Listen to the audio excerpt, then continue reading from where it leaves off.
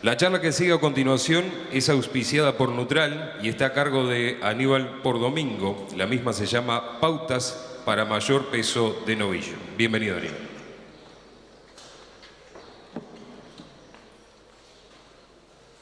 Bueno, buenos días a todos. Les agradezco esta oportunidad que me da ADP, que me da Nutral de estar con ustedes. Mi experiencia en la producción de ganadera o en la producción a corral está construida más en Argentina que acá, por lo tanto algunos de mis ejemplos y mis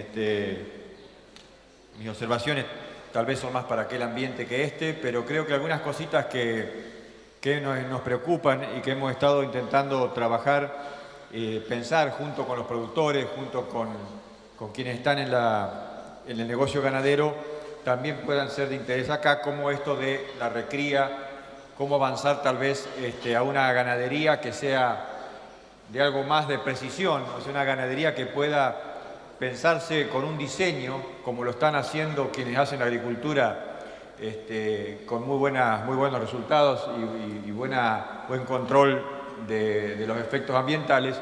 También en ganadería deberíamos avanzar un poquito en ese sentido y allí creemos que tenemos un esfuerzo grande y un desafío importante. O sea, desde mi punto de vista, la ganadería todavía está un poquito atrasado en lo que es el diseño del proceso y del producto e incluso del negocio que pretendemos.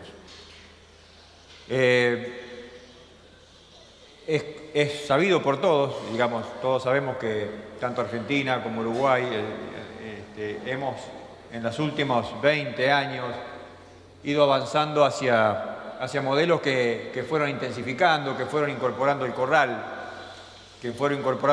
tanto en etapas de recría como en etapas de terminación.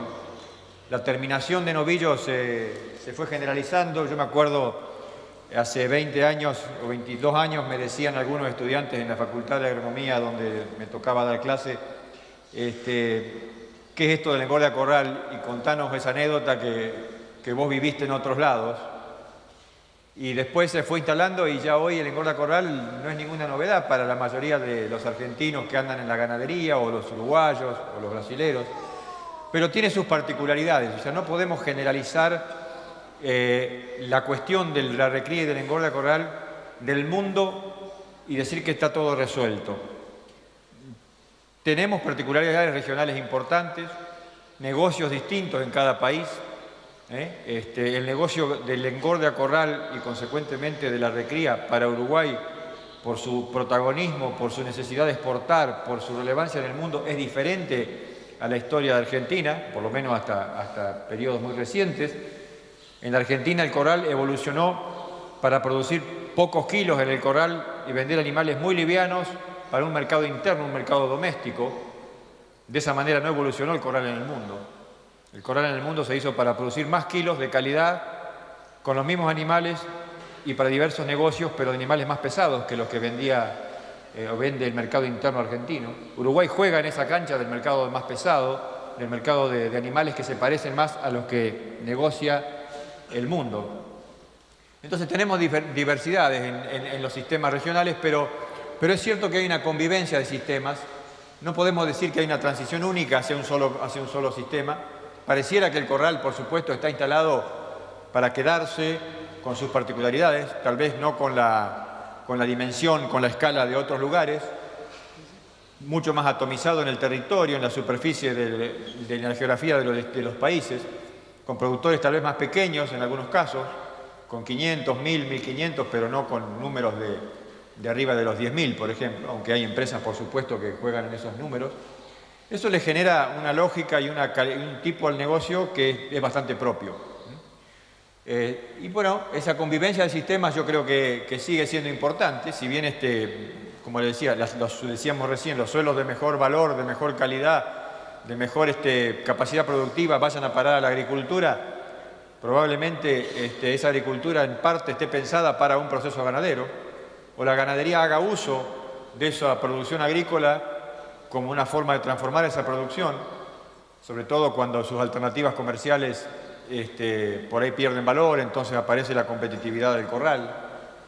O en algunos casos el corral está instalado para reemplazar esa carne que un mercado interno o un mercado de exportación ahora decide que le gusta más que sea de corral que de pastoreo.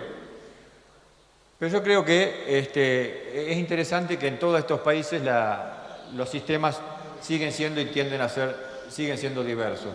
Hay algunas cosas comunes, sin embargo, algunas trayectorias que sí son observaciones en todos los modelos. Acá hay un esquema de distintos sistemas. El pastoril típico de larga duración, digamos de más de 20, 25 meses a edad a faena.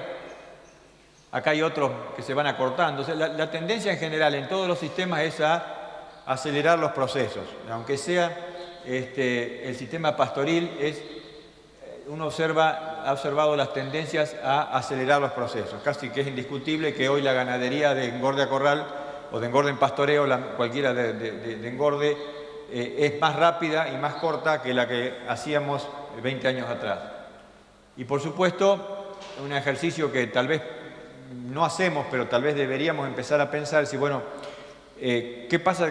Ya no alcanza con tener terneros y alimento y algún forraje y suponer que estamos con capacidad de engorde o capacidad de desarrollo y de engorde, sino tal vez diseñar el modelo ganadero. O sea, nosotros, acá hay un ejemplo, no para que miremos los números en detalle, pero estos son ejemplos de distintos modelos, distintos sistemas, algunos más pastoriles, otros mucho más intensivos a corral, que uno va diseñando con los productores o con las empresas ganaderas en los distintos establecimientos, en las distintas zonas.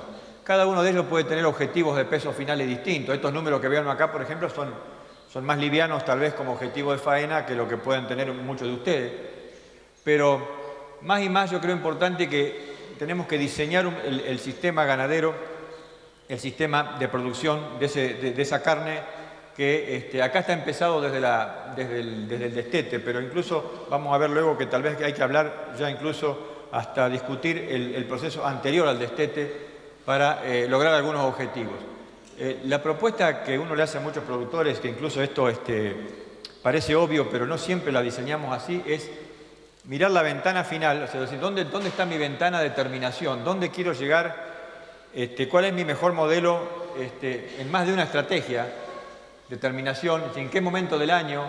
¿Dónde quiero vender esos animales? ¿Con qué peso objetivo? Y tal vez ir para atrás, o sea, diseñar al revés, desde cuándo queremos vender y a qué kilo, con qué kilaje estamos imaginando que el animal debiéramos tenerlo en más de un sistema, en más de una avenida, y después venir para atrás a ver qué somos capaces de generar en cada uno de estos de los sistemas que nos podemos imponer.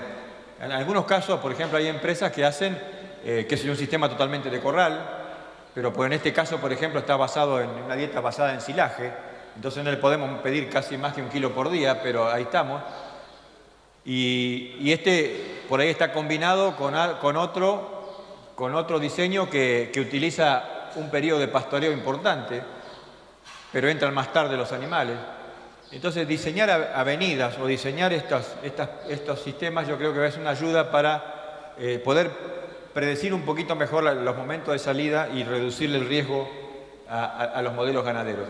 Una cosa que estamos trabajando bastante es en esto para asegurar o garantizar ciertas duraciones de los procesos de recría. Y estamos pensando ahora en esto que es las cuotas o las metas de animales jóvenes a faena, pero que tienen que tener un peso que por ahí tiene que estar más cerca de los 500 kilos que de los 400.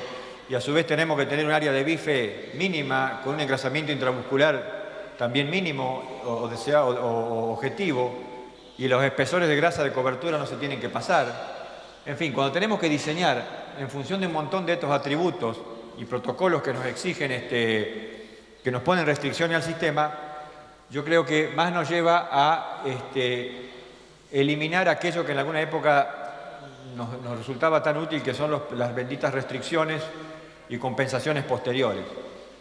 Y eso nos lleva a rediscutir toda la estrategia de recría. Por lo menos en mi zona o en los ambientes donde me muevo, es muy frecuente, o era frecuente, decir, bueno, una vez que el ternero está destetado, o lo compré, hice el acopio, lo largo por allí en algún potrero, en alguna pastura, que haga hueso, que haga año, y después lo encierro y resuelvo el problema en un corral. Eso sería un poco esta avenida que está acá. Que en el mejor de los casos, si logro compensar al final, cosa que no siempre ocurre, llego allí empujando con mucha energía, con mucha alimentación y tal vez por periodos muy largos. En este caso, por ejemplo, hay que hacer 4 meses o más de 1,4 kg para lograr la misma meta final que me estoy proponiendo ahí. Si eso no lo logro, se me escapan de edad, se me van más lejos y ya, por ejemplo, saltan de la cuota 481 o de las cuotas de animales jóvenes. Y esto es muy frecuente, o sea, el 30%, el 25% de los animales hasta hace poco en las cuotas argentinas de 481 no llegaban por edad. O muy frecuentemente este tipo de animal, engrasado al final en los últimos 60, 70 días, tiene una excesiva cantidad de grasa de cobertura, pero deficiente de grasa intramuscular. Y no le da el color y no le da la luminosidad. Entonces seguimos ofreciendo algo que es un poco ineficiente. Entonces la discusión tal vez viene, bueno, ¿cómo hago para atrás? Si puedo hacer algo mejor durante la etapa de recría para que yo no tenga tanta presión y tanta exigencia al final e incluso sea capaz de construir un poco mejor esos atributos que necesito durante la recría o por lo menos durante la segunda mitad de la recría. Un tema que allá en el barrio nuestro es siempre de discusión es esta cuestión de la terneza o la resistencia al corte y el peso de la res. Tal vez acá es menos importante, pero sabemos por numerosas informaciones, publicaciones en el medio que esto de tener que las reses más pesadas son más duras o más resistentes al corte. Eso es prácticamente, por lo menos en el ámbito donde me muevo, un mito. Realmente animales bien desarrollados, aunque sean más pesados y por ahí superan a veces los 500 kilos, pueden tener una terneza o una resistencia al corte, que es la inversa de la terneza, similar o incluso superior, mejor que animales muy jóvenes. Esto con 3 días de maduración, fíjense que esta carne no está ni madurada. Si usáramos 14 días, la resistencia baja mucho. Esta es la primera discusión que hay donde yo me muevo, que hablamos de animales que tienen que ser muy jóvenes y muy livianos a faena, porque si no nos garantizamos terneza. Eso realmente debemos ser los únicos que lo discutimos. El mundo se mueve por este lado y con calidades de carne muy tiernas cuando estamos hablando de carnes de valor. Yo no quiero ahondar mucho en información, porque sé que acá hay mucho más de la que podemos mirar en 15 minutos. Pero ¿qué quiere decir con todo esto? Hay mucha información local, regional, argentina, uruguaya, que permite sostener, que permite decir que el sistema, la calidad del sistema, es más importante que el sistema en sí mismo. ¿Qué quiero decir? Un buen sistema pastoril, netamente pastoril, como es en este caso, pero bien diseñado, con un aumentos de peso objetivos, con una buena terminación, como en este caso llegan a 526 kilos con 4 o 5% de grasa intramuscular, puede tener una resistencia al corte que es similar a un sistema de terminación de Fieldot, o otro que hizo una recría en corrales y que luego se terminó a pasto. O sea, no necesariamente estamos condenados a usar un sistema que puede ser la terminación a corral para generar carnes tiernas, o estos números hablan de carnes tiernas, y fíjense que acá no hay diferencia en lo que es resistencia al corte. Entonces es más la calidad del sistema, o sea, cómo lo diseñamos y con qué recursos, más que el sistema en sí mismo. Que encerremos animales en un corral no necesariamente nos garantiza carnes de calidad o carnes tiernas. Si miramos acá los pH, por ejemplo, que esto no es pesos hectolítricos, sino eso es acidez, que necesitamos para guardar la carne, para conservarla, están por debajo de 5 o 7, o sea, esto nos habla que estas carnes son totalmente madurables, son carnes de calidad y que van a poder entrar en cualquier negocio internacional. Y así podemos hablar de muchos de los atributos de calidad. Acá hay otro ejemplo donde animales faenados muy jóvenes, estos son vaquillonas, se faenaron a un grupito, fíjense qué pesos, muy livianitas. Vemos estos valores de resistencia al corte, no importa los tratamientos acá arriba. Por ejemplo, tuvo una recría bastante pobre sobre heno nada más y por eso tiene una peor calidad, digamos, porque simplemente fueron animales mal recriados. Y este grupo fue el grupo testigo de ellos, que estuvo un periodo más largo, estuvo hasta los 390, 370, 390 kilos, este siguió sufriendo acá al medio, pero miremos los resistencias al corte, son incluso mejores que las anteriores. O sea, animales livianos, mal terminados, no necesariamente, quiero decir, animales livianos, no necesariamente son, o jóvenes, muy jóvenes, son necesariamente mucho más tiernos que animales mejor terminados y en este caso un poquito más grandes en edad. Dentro de los rangos etarios que estamos hablando acá, que son animales de menos de 2 años a faena. Entonces, ¿yo por qué estoy mostrando estas cosas? Porque los nuevos sistemas, los sistemas que nosotros estamos imaginando que el negocio necesita, necesariamente tienen que mirar la cuestión de la carne, no simplemente mirar a animales de afuera. Si miramos la carne y empezamos a ver qué pasa con rendimientos, con engrasamiento, fíjense, estas son bifes del mismo lote de animales, un lote de vaquillonas Angus, que terminaron todas de la misma manera desde afuera. Cuando la miramos de adentro, esto es una cosa, tiene un sobreengrasamiento, esto es otra cosa y esto es otra. O sea, acá tenemos un animal dentro de lo óptimo, de lo deseable, un sobreengrasamiento con no demasiada diferencia en lo que es contenido de grasa intramuscular ni color, y acá un animal que está con algo más de área de bife, pero tal vez un poco deficitario en la calidad de engrasamiento. O sea, tenemos mucha variabilidad cuando miramos el animal desde adentro que cuando simplemente lo miramos de afuera. Si eso lo expresamos en área de bife, por ejemplo, podemos ver que hoy por hoy el área de bife tiene una variabilidad muy grande y a su vez no se correlaciona demasiado con los espesores de grasa. O sea, podemos tener animales con el mismo área, con espesores muy bajos y otros muy altos. O sea, hay variabilidad dentro de los grupos que es importante empezar a mirar. O sea, en la medida en que vamos hacia animales un poquito más pesados, la expresión genética y la expresión del manejo nutricional desde incluso el predestete se empieza a notar, se empieza a expresar. Vamos a ir más rápido. Yo acá traje varios ensayos que incluso si alguno quiere compartir el PowerPoint y la información, a mí no me molesta que la repartan. Pero también donde yo me muevo a veces hablamos mucho de que los animales que empiezan a superar los 400 kilos o se arriman a los 450, las eficiencias de conversión se empiezan a caer, entonces hay que apurarse en vender.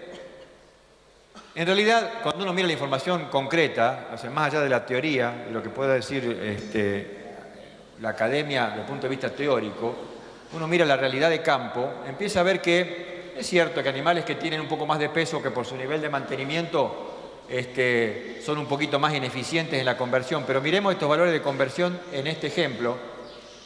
En la realidad es que cuando tenemos animales ya a esos niveles de desarrollo, estamos arremándonos a los 500 kilos, todavía estamos con animales que tienen una altísima capacidad de conversión y además han superado todas las etapas de acostumbramiento, de adecuación a las dietas, de adecuación al ambiente, han superado incluso el momento del otoño y de los primeros meses de invierno, que por ahí son los más difíciles. Entonces, la cuestión ambiental y la cuestión de acostumbramiento, a veces energéticamente es tan costosa que una vez que superada, hace que estos individuos sean muy eficientes en convertir lo que le queda por encima del mantenimiento. Entonces, este es otro mito, digamos, de que el animal un poquito grande, ya que está por encima de los 450, está destrozando la conversión. Eso no siempre es así. Pueden ser los animales que mejor convierten, por supuesto lo son los que mejor convierten después del mantenimiento, e incluso incluido el mantenimiento, pueden ser animales que convierten muy bien. Y esto lo tenemos que tener en cuenta cuando a veces nos apuramos a desarmar un corral o a vender, ¿sí? Pensando en eso de que estamos perdiendo conversión. Tal vez sí tenemos que mirarlo desde cuestiones como puede ser el engrasamiento, el excesivo engrasamiento o que nos estemos pasando de algún otro atributo. Acá tenemos varios ensayos, yo podría charlar un rato largo, incluso hasta la calidad de carne de esos animales a distintas edades. Vamos a ir más rápido al tema que nos ubica, nos preocupa más hoy, que es el tema de la recría, pero yo no quería dejar de mencionar eso porque las recrías uno las tiene que pensar en función de un objetivo, no puedes pensarlas sin un objetivo final. No es lo mismo estar pensando en 481 que no estar pensando en eso, o estar en otro protocolo. Entonces, eso tenemos que tenerlo en cuenta. De ahí viene ahora la discusión de qué hacemos con la recría. Y la recría está muy atada a un montón de cosas que tenemos que también que resolver. Nosotros no podemos hablar de hacer grandes esfuerzos en la recría si después en un corral vamos a tener todos estos problemas. Problemas de diseño, de dietas, problemas de acidosis, enfermedades infecciosas. El corral también tiene que resolver eso, porque si no, la recría luego, por más que trabajemos en ella, no la vamos a capitalizar. No es lo mismo llegar a una recría, empezar un proceso de recría post-destete con un ternero de 150 kilos que con uno de 190 o uno de 200 kilos. No es lo mismo. Acá hay un ejemplo de animales terminados, se venden, peso final. Fíjense, estos animales fueron considerados terminados por el mercado y se vendieron y habían sido destetados con 150 kilos. Y este grupo estaba más cerca de los 190, o sea, superaba. Entonces, el ternero que inicia mejor, con más peso al destete, seguro termina mejor, con más kilos. Esto tenía el mismo nivel de espesor de grasa dorsal. O sea, estos animales que no llegaron a los 400 tenían el mismo nivel de engrasamiento de cobertura que estos, que estaban más acá en este caso cerca de los 440. Por ahí me pueden decir, bueno, pero ¿qué hubiera pasado arriba de los 500 kilos? Y más todavía posiblemente se habría expresado cómo empezaron esos animales. Yo cuento siempre que de la experiencia en otros lados, la experiencia americana, por ejemplo, en lo que es las mejoras de eficiencia y de resultado de producción de carne, el corral de terminación ha hecho bastante, pero donde el salto más grande en los 30 años de Estados Unidos en producción de carne ha ocurrido es en el peso al destete. Los sistemas aumentaron el peso al destete. Ustedes me pueden decir, bueno, pero ellos manejan otra condición corporal de la vaca, suplementan más la vaca, alimentan más la vaca. Perfecto, o sea, yo entiendo eso y respeto esa observación. Digo, sin embargo, que animales muy livianos al destete y por ahí sufridos están más, son de mayor riesgo y nos exponen más a no lograr aquellos objetivos que podemos tener de una terminación en pesos importantes, pero equilibradas, que no esté pasada de grasa o que no esté deficiente en algunas cuestiones como la grasa intramuscular. Vamos aprendiendo, por ejemplo, que la grasa intramuscular tiene una deposición mucho más lineal que la que creíamos que tenía. Siempre hablábamos de que la grasa de cobertura se depone primero y cuando ya no hay donde meter grasa en el bicho se empieza a llenar el músculo. Eso es fácil de decir, la realidad es que no es tan así, es un proceso muy lineal, el de la grasa intramuscular, casi más lineal que el de la cobertura, o sea que en etapas tempranas nosotros podemos empezar a ganar algo de intramuscular siempre que no la consumamos luego en alguna restricción. Y pareciera que mucho de esa predisposición o de esa oportunidad de construir un balance en la distribución de grasas empieza incluso en el predestete. A los 4 meses de edad pareciera que allí hay algunas señales hormonales que van diciendo que la vida de ese animal puede ser una vida lujuriosa en el futuro, por lo tanto hay posibilidad de desarrollar más células, más adipocitos, más células de depósito graso. También en la etapa fetal ocurre eso. Y posiblemente cuando nosotros maltratamos un ternero a los 4 o 5 meses, nos estemos comprometiendo un poquito esa capacidad de engrasamiento, sobre todo intramuscular. Evidentemente, en este ejemplo, al margen de lo que acabo de decir de grasa intramuscular, lo podemos ver como acá nos estamos perdiendo unos 80 kilos por haber hecho esto de destetar un poco temprano, tal vez, esos terneros, ¿no? Este es otro ejemplo que además combina, digamos, en el mismo ensayo nosotros mirábamos la cuestión de la nutrición proteica, o sea, y cada vez que uno mira estas experiencias va ratificando algo que parece lógico, pero frecuentemente olvidamos. En estos animales de destete tan temprano o liviano, incluso a veces de destete de 4 o 5 meses, la cantidad de proteína es importante y vamos a ver luego que la calidad también. O sea, la nutrición pre y post-destete, y sobre todo el post-destete en etapa temprana, yo creo que tiene un gran desafío, que es la calidad de la proteína que le podemos poner adelante a ese ternero. Ahora, esto miremoslo nada más que de la cantidad. Acá hay una cuestión de cantidad de proteína. Vemos cómo hay un incremento en la etapa de recría, sobre todo pasando de 9 a 13 acá, el salto de dar un poco más de proteína en la etapa temprana, y que, como yo les mostraba en el caso anterior, se refleja luego en animales más pesados a faena. Yo voy rápido porque acá hay varias experiencias que quiero mostrar. Esta es otra que apuntaba a lo mismo, es decir, bueno, yo ¿cómo distribuyo la alimentación de un ternero que le quiero dar de comer bien, pero no quiero malgastar o desaprovechar recursos. Le gasto, digamos, hago una recría moderada y luego me gasto toda la ficha al final, donde gasto la plata, en proteína, o voy pensando tal vez en un proceso más diseñado, más regulado. Lo que hicimos acá es darle de comer a un destete de 150 kilos, dietas de recría 1, que yo le llamo, que es la primera etapa, luego una de recría 2, que le dimos 13%, y una terminación que llevó 11%. Y esta recría 1 tuvo estos 3 niveles, 9, 13 y 16. Energéticamente estaba preparado para producir 780 gramos por día, acá la expectativa era 820, y acá 1,460 kg. Esa es la etapa de terminación final. Si es por proteína, esto es por energía. Por proteína, por darle el 9%, de acuerdo a las tablas del NRC, nos alcanzaba para 390 gramos, acá para 950, o sea, estamos un poquito pasados para esta expectativa de aumento, y acá nos hubiera alcanzado para 1,400 kg, 1,380 kg, lo que pasa que la limitante energética nos iba a poner en 780. Si miro cada sistema, voy a ir más rápido, vamos a ir directamente a las secuenciales. Fíjense lo que pasó aquí al principio. Estos animalitos que tenían esa expectativa de aumento de 300, ¿cuánto era? 390. Fíjense lo que hicieron en esa primera etapa, 340.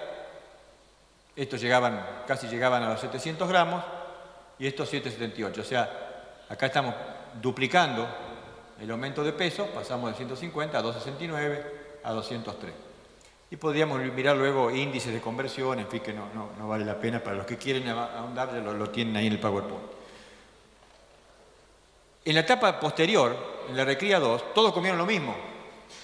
Todos comieron lo mismo. Y sin embargo se siguen expresando todavía aquellos efectos residuales del animal que comió mejor, del ternero que comió mejor en la primera etapa. ¿Se entiende esto hasta ahí? Y en la etapa final, todos comieron lo mismo. Acá estamos animales que estaban llegando a 430, fue cuando se vendieron considerados gordos, no a la misma fecha, sino cuando se consideraban terminados, y estos estaban más cerca de los 470. Nos llevó 170 días llegar a esto y nos llevó 112 días llegar a esto. A 1,360 kg contra 1,100 kg. O sea, los efectos residuales que vemos acá de la alimentación post-destete fue nada más que en ese periodo de la primera etapa de la recría, es importante. O sea, a veces nos olvidamos de aquello que hicimos con el ternero 6 meses, o 7 meses, 8 meses atrás, y queremos que todos los novillos después en el corral se comporten de la misma manera y tengan los mismos resultados. De este ensayo podríamos seguir hablando un montón de cosas, por ejemplo, de la eficiencia de conversión de la proteína en sí, en fin, muchas otras cositas que podríamos rescatar de ahí. Incluso en pastoreo, tuvo una parte de pastoreo. En pastoreo incluso se expresó la misma situación. O sea, en pastoreo decimos que a veces diluye los errores que cometemos en etapas tempranas, y no están así. Esta es una terminación a corral. En pastoreo, estos animales se terminaron en 4.36 y estos llegaron a 4.63. O sea, para el caso argentino, uno es cuota Hilton, si queremos, o alcanza niveles de animal pesado, y estos no. Duración del periodo para llegar acá en pasto, 300 días y T240. Llegamos a animales más livianos y más tiempo con respecto a una situación que viene de una alimentación del ternero mejor, un mejor diseño del sistema de recría en etapas tempranas. Entonces, podríamos seguir hablando un rato largo de todo esto. Yo lo que quiero simplemente es traer algunas cosas que son detalles en lo que nosotros, tal vez no tan detalles, pero que son simples, en las que tenemos que empezar a focalizarnos. Este es un ensayo que tuvo que ver con la calidad. Nosotros acá estuvimos explorando si le dábamos extrusado de soja o harina de soja y qué era mejor, si el extrusado, prensado ese de soja, donde sacamos nada más que el aceite por prensa y no usamos solventes, o la harina tradicional. Y realmente no encontramos diferencia entre esto y esto. Lo que fue interesante acá observar, que en animales que apuntábamos a estos pesos de faena, 450, 460, estábamos teniendo resultados similares entre dar 9 o 15% de proteína. Y 9 lo resolvemos por supuesto con trigo, lo resolvemos con maíz y un poquito más de urea. Ahora 15 ya no.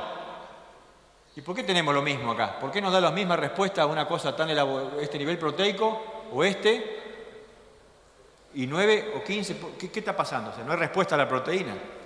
Y probablemente no hay, porque estos animales vienen de una muy buena recría.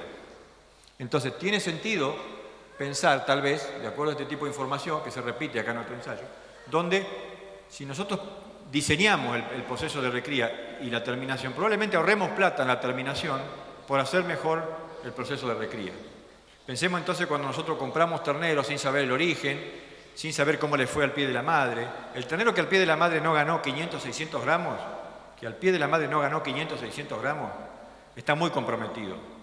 Un ternero al pie de la madre tendría que aumentarse 800 gramos por día, arriba de 700, para luego no comprometer su productividad futura.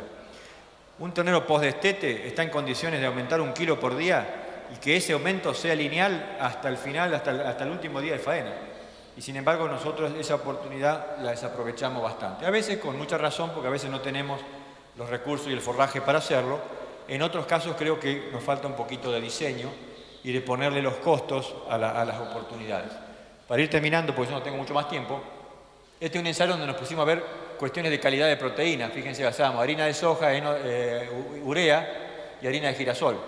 Siempre decimos que la harina de soja o el pele de soja es un poquito mejor que los otros, con un mejor balance aminoácidico, y lo probamos con animales de destete, en recría, y animales un poquito más grandes ya. En este caso, como el sistema argentino es de faena de animales tan livianos, por una cuestión de mercado nos obligaron casi a faenar acá, pero bueno, estaban bastante terminados, y el efecto que buscábamos igual apareció. Si miramos los aumentos de peso, acá hay una respuesta a la mejora en la calidad de la proteína en este sentido, o sea, donde hay más harina de soja tenemos mejor respuesta que donde hay harina de girasol solamente, respuesta que no ocurrió tan evidente en este proceso que le llamamos de terminación. Si ustedes lo quieren llamar de recría 2, también es interesante. Entonces, ¿qué pasa? El animal que ya está por arriba de los 250, 260, es mucho más plástico para nosotros, es mucho más flexible para acomodarse a distintos sistemas. Pero no siempre va a ser así, y depende mucho. Esto no es una secuencia, estos animales no fueron los mismos que estos, eso fue simultáneo. Entonces, si a estos animales con este antecedente lo hubiéramos expuesto a estas dietas, probablemente la respuesta hubiera sido distinta. O sea, acá tenemos animales que inician en este peso, pero son todos similares, vienen de una recría sin restricciones en proteína, y estos son más jóvenes, terminan con estos pesos, pero ya digo, no son los mismos. Entonces, 800 gramos y está bien si lo miro solo, si lo miro lo que podía haber sido, si hubiera tenido una mejor calidad proteica, algo me perdí en el camino. Y como yo les decía, por ahí a veces, si esta tendencia se mantiene, uno puede colocarse en niveles de aumento de peso acá tan bajos que después compromete el desarrollo futuro de los animales. Bueno, hay una serie de montón de datos en la información que yo los invito a revisar ahí en estos PowerPoint. Yo pongo esta imagen acá como para terminar. Nos hemos concentrado mucho en lo que es terminación y en cómo presentar por ahí el almidón al rumen. Discutimos si los molemos, si lo ponemos como grano húmedo, si lo hacemos en flakes o en copos. Y está bueno eso, está bien que discutamos cómo logramos conversión en la etapa final. Pero esto, cada vez más, yo creo, depende de cómo va a tener resultado y va a depender mucho de cómo hemos hecho aquello de las recrías. En los sistemas de novillo liviano, de pesos bajos a faena, importa poco. Cuando nos queremos colocar en animales que logren los objetivos de cuota y se parezcan a 500 kilos, cómo manejemos la recría es importante. Entonces me pueden decir, bueno, pero hay mucha gente que hace recría a campo natural o en pasturas, yo no tengo control sobre nada de esto. El control que podemos tener, que deberíamos tener por lo menos, es una información de la edad de ese animal. O sea, saber más o menos cuándo nació, y cuando yo estoy mirando ese animal que estoy por comprar, sea un novillito o un ternero, más o menos qué peso tiene. Yo no puedo comprar al voleo. No es lo mismo comprar un ternero de 200 kilos que uno de 180, no es lo mismo si en ese momento tiene 5 meses o 7 meses. Son cosas muy distintas. El animal de 7 meses, de 180 kilos, y por ahí es peor que el de 5 meses y 150. Entonces yo tengo que mirar mucho o poner un poco de énfasis en eso de las edades. Lo mismo si compro animal recriado. El animal que tiene 1 año de recría, pero ¿es precisamente 1 año o son 12 meses más 4 de margen para atrás y para adelante? O sea, 4 meses en esto de la recría puede haber significado un periodo de restricción o no restricción nutricional. Y si la restricción ocurrió en etapa temprana del postdestete, no es lo mismo que si ocurrió después de los 250 o 260 kilos. Y una restricción de 300 gramos por día, o sea, aumentos de peso de 300 gramos por día, yo diría una restricción todavía tolerable y podríamos revisar información también al respecto. Ahora, si estamos por debajo de los 250, 200 gramos por día, 250, y en animalitos que estuvieron periodos largos en esa restricción, yo diría no serían individuos que luego podemos garantizar van a alcanzar las metas de corral que queremos cuando buscamos animales equilibrados en rendimiento, animales parejos, homogéneos, y que cumplan esas metas de exportación. No tenemos más tiempo, muchas gracias.